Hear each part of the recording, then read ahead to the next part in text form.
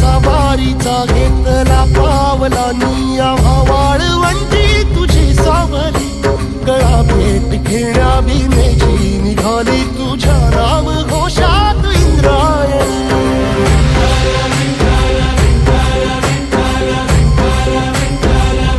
भिडे आसमंती ध्वजा वैष्णवांची उभी पंढरी आज नादावली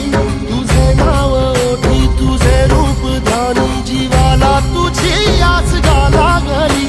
जरी बाप साऱ्या जगाचा परी